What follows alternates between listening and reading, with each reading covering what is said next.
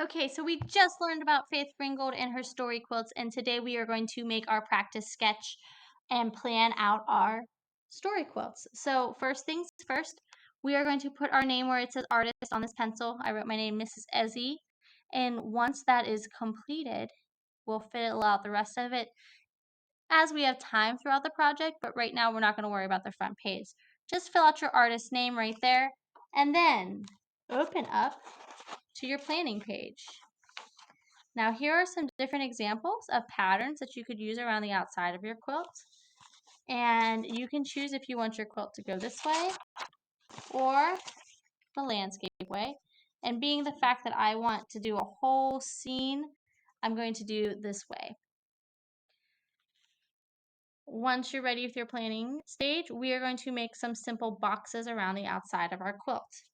So all I'm going to do is I'm going to extend this line,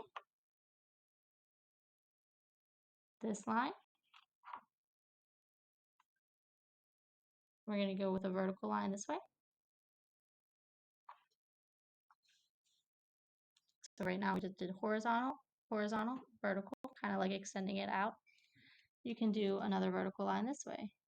And as you can see, now we're getting some quilting boxes along the outside of our story quilt.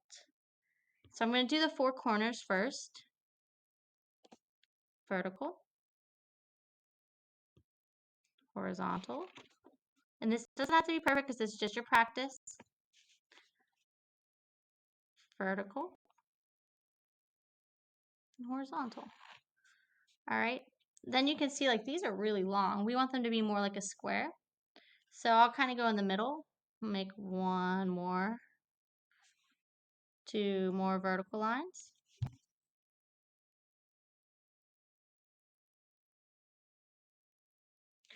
And then I need to finish the side, one more horizontal line. The sides are done. And then these are still pretty big. I might want to cut these in half now and make one, two, three, four. So now we have a bunch of boxes around the outside of our quilt area. In these boxes, you can choose to make your own patterns, or like the examples, you can use some of these and make your patterns around the quilt. Now, that's if you finish early.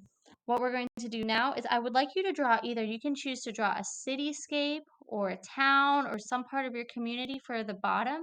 And then I want a picture of you and either your family dreamlike flying through the sky like she showed in her story quilt. So to start, I'm going to show you how to make a simple city or some houses. Basic shapes. You can use squares and triangles for a house. If you want to make a city, you could do some rectangles of different sizes and then draw more rectangles in it. Remember, you do all the details last. We're going to draw all the things first. So, and then last but not least, we can draw yourself with your friends or family flying through the sky. So, this example, I'm going to draw just a little circle for a head.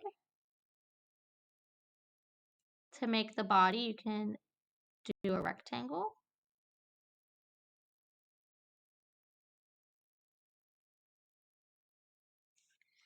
Legs would be two smaller rectangles because we're not doing stick people.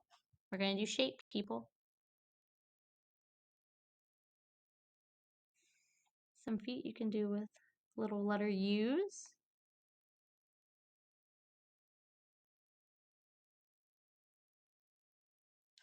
And then we'll put some arms behind you. You can do little rectangle,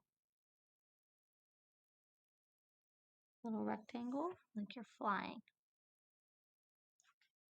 And then a circle. So there's your basic shape of your person. You get to add in all the hair and the eyes and what you're wearing, all that fun stuff after you draw your basics. So you can choose if you want to do a small town. You can choose if you want to do a city. And then you're going to draw either you or you and your family or you and your friends, flying through the nighttime sky for our story quilt. If you get done early, practice those cool quilting patterns for around the outside.